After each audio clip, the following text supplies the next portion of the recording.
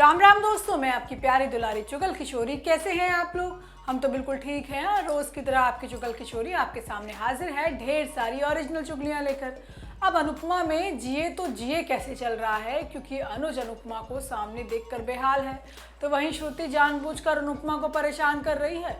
अब सगाई भी अनुज के घर पर ही होनी है और पूरे दिन अनुज और श्रुति साथ ही दिखेंगे। वहीं ये रिश्ता क्या कहलाता है में मसूरी में प्यार की हवा बह रही है और अभीरा का खुद पर जोर नहीं है। अब वो तो अरमान की तरफ खिंची चली जा रही है, जबकि घर पर बैठी रूही दोनों के बारे में सोच सोच कर अपना बीपी बढ़ा रही है। उसे तो लग रहा है कि अरमान और अभीरा कहीं एक ना हो जाएं। अब ये तो थी मोटा मोटी जानकारी, लेकिन पूरी जानकारी के लिए रोज की तरह आपको हमारा शो देखना होगा।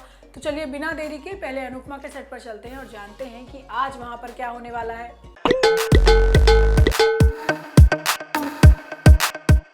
अनुपमा सीरियल में बहुत इंटरेस्टिंग मोड़ आ गया है, क्योंकि बहुत कम ही देखने को मिलता है कि कोई महिला अपने ही पति की दूसरी शादी में हलवाई बने। अब ये काम अनुपमा कर रही है। अब तो सगाई भी घर में ही हो रही है और अनुज अनुपमा पर बराबर नजर बनाए रखे हैं और दिल को संभालने की कोशिश भी कर रहा है। लेकिन जो आगे होने वाला है ना, वो हमारे सिवा आपको कोई नहीं बताएगा। अरे अनुज की शादी से पहले ही उसका एक्सीडेंट होने वाला है और वो अपनी याददाश्त खो बैठेगा। उसे तो सिर्फ पुरानी अनुपमा याद रहेगी। लेकिन आज होता ये है कि अनुज अपने घर पर यशदीप और अनुपमा को देखकर हैरान हो जाता है। अब वो रात को बिना बताए जो आए हैं, लेकिन उन्हें तो श्रुति ने बुलाया है, वो भी परेशान करने के लिए। अब श्रुति मैडम की डिमांड है कि खाने का पूरा मेन्यू बदला जाए। अनुज इस बात का विरोध करता है और वो बार बार श्रुति को आखिरी मौके पर मेन्यू चेंज ना करने की सलाह देता है, लेकिन श्रुति ज्यादा पैसों की धौंस जमाती है। अब वो बस किसी तरह अनुपमा को परेशान करना चाहती है, लेकिन अनुपमा भी श्रुति को हाँ कह देती है। वो कहती है कि शादी है तो बात तो माननी पड़ेगी। अब अनुज को चिंता सता रही है कि भाई एक हाथ से अनुपमा कैसे काम करेगी। तभी अनुपमा को अचानक खांसी आ जाती है। अब दीपू अनुपमा को संभालने की कोशिश करता है, लेकिन कुछ हो नहीं पाता।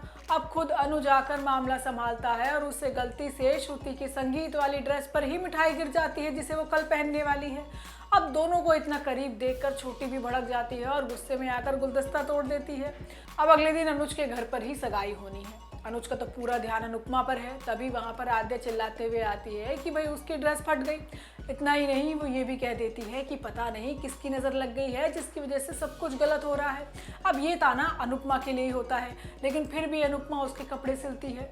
वही दूसरी तरफ वनराज कुछ बड़ा करने वाला है, क्योंकि वो टीटू से डिम्पी की शादी के लिए जो मान गया है, लेकिन उसके चेहरे की कुटिल मुस्कान बता रही है कि बात तो कुछ और ही है।